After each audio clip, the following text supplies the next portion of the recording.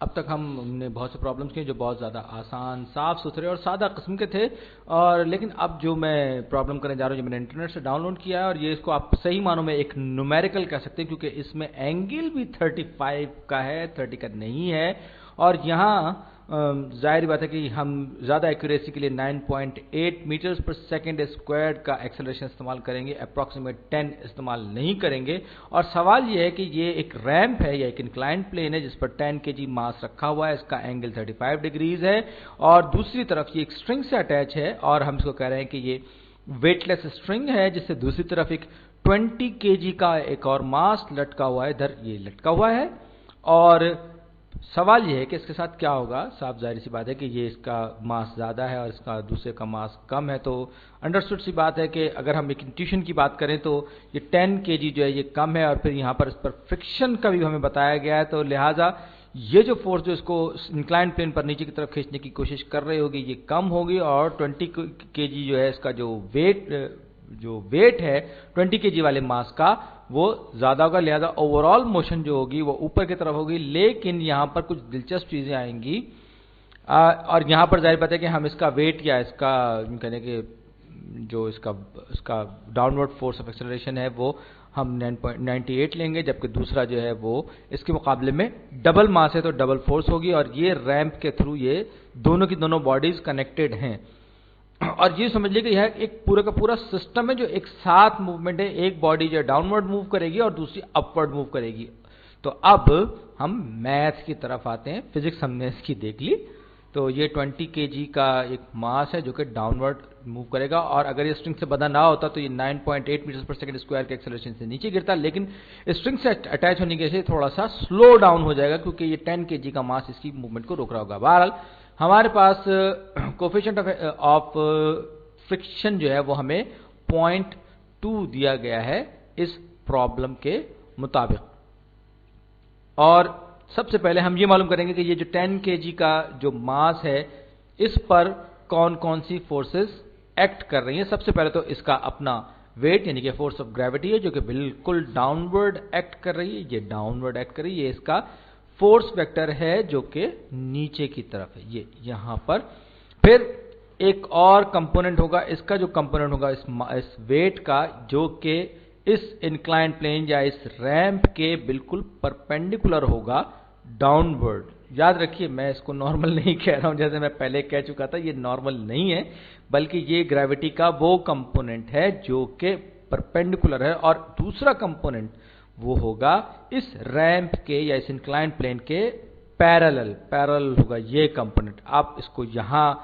चाहें तो ये इस तरफ जाके इसको एक्ट करेगा, और दूसरा जो नॉर्मल कंपोनेंट है वो इसके बिल्कुल ऑपोजिट होगा, इसके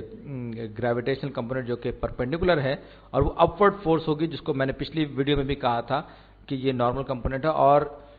इस रैंप पर जाहिर बात है कि ये जो 10 kg का जो मास है ये 9.8 या इसका 98 न्यूटन इसका वेट होगा, तो हम ये लिख लेते हैं 98 न्यूटन। और जैसे कि हमने पिछली वीडियोस में भी सीखा है कि ये अगर ये एंगल 35 का है तो ये भी 35 का है। मैं इसका बार बार हर वीडियो में मैं इसको प्रूव नहीं करूंगा, तो अब आपको समझ गए होंगे कि अब आपको थोड़ा सा आइडिया होगा कि ये 35 डिग्री का है, तो ये जो है ये एंगल भी 35 का होगा, और ये जो है ये परपेंडिकुलर है, और इस केस में ये एडजेसेंट बन जाएगा इसका। तो ये जो वेक्टर या ये कंपोनेंट ऑफ ग्रेविटेशनल पुल का वो हाइपोटेन्यूज बन जाएगा। तो 98 ये वाला जो कंपोनेंट है जो इस वक्त 98 कोसाइन 100 का टोआ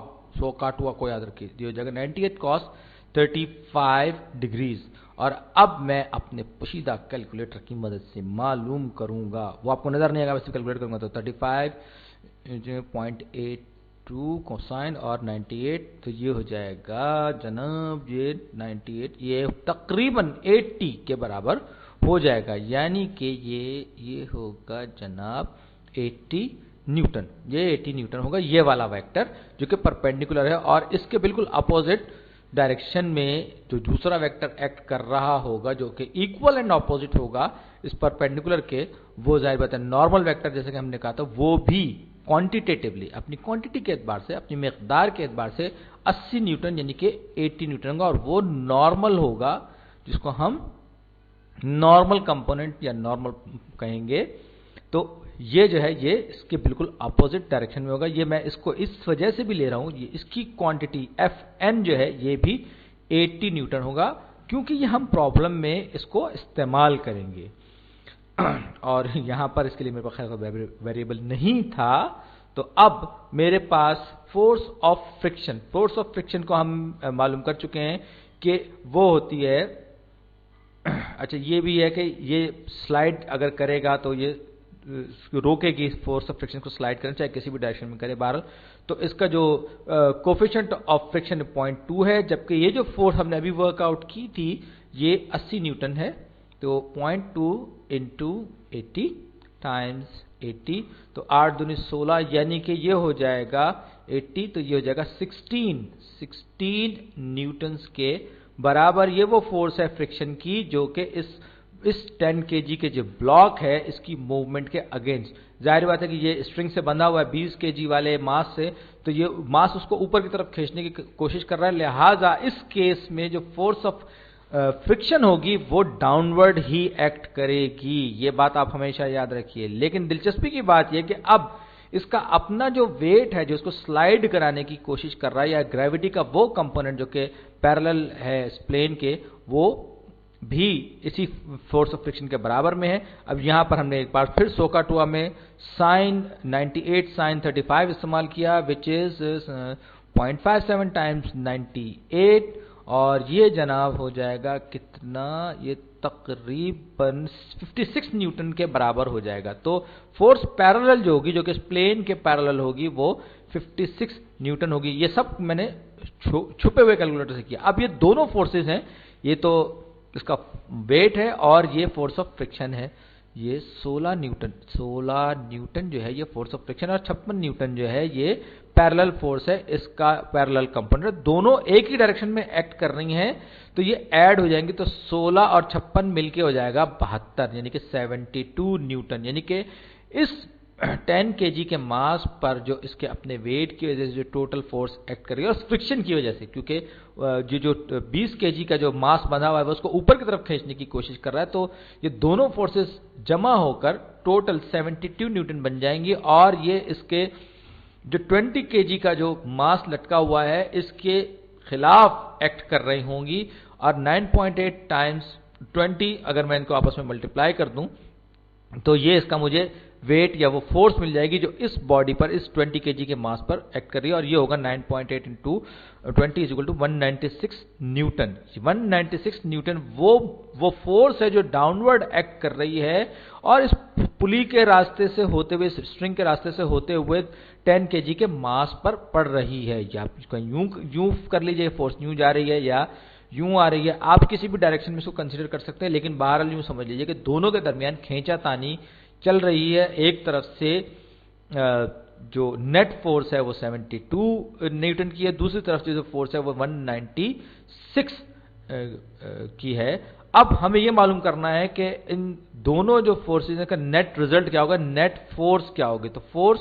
नेट जो मेरे पास इस वक्त इस केस में, इस कंडीशन में मेरे पास है, वो इस डायरेक्शन में होगी, क्योंकि बहरहाल ये बड़ी कुव्वत है। तो 196 माइनस 72 न्यूटन, तो 196 में से 72 निकाल दिए जाएं तो ये 124 124 न्यूटन ये फोर्स इस डायरेक्शन में एक्ट कर रही होगी, यानी कि 20 केजी वाले मास की वजह से, और एक्सेलरेशन भी इसी डायरेक्शन में हो रहा होगा। और उसके नतीजे में क्या होगा, 20 केजी वाला मास नीचे की तरफ जा रहा होगा और 10 केजी वाला मास इंक्लाइंड प्लेन पे ऊपर की तरफ चढ़ रहा होगा। या हम यूं कहेंगे कि ये पूरा का पूरा सिस्टम हरकत में, बस ये कि इसके कंपोनेंट्स की डायरेक्शन एक दूसरे से मुख्तलिफ है। तो अब आप अगर गौर करें तो ये जो है, ये टोटल मास जो 20 का है, ये अगर आजाद होता तो नीचे गिर रहा होता, लेकिन इसने इसको रोक लिया है 10 केजी वाले मास में। तो F is equal to ma के हिसाब से नेट फोर्स मेरे पास है 124, और टोटल मास जो है सिस्टम का 30, तो 124 डिवाइडेड बाय 30 कितना हो गया, याद रखिए ये इसमें मुझे पूरे सिस्टम का मास दिया गया है, तो मुझे उसी के हिसाब से फोर्स मालूम है। तो ये हो जाएगा कितना, ये हो जाएगा 4.1 4.13 मीटर्स पर सेकंड स्क्वायर, यानी कि ये 10 केजी वाला जो मास है ये 4.13 मीटर्स पर सेकंड स्क्वायर के एक्सेलरेशन से ऊपर जा रहा होगा, और ये 20 केजी वाला जो मास है ये एग्जैक्टली उसी एक्सेलरेशन के साथ नीचे की तरफ आ रहा होगा। जाहिर ही बात है यार, ये तो दोनों एक दूसरे से बंधे हुए हैं ना, तो इसमें कोई परेशानी वाली बात नहीं। लेकिन आप ये देखिए कि दोनों ने एक दूसरे को रोक रखा है।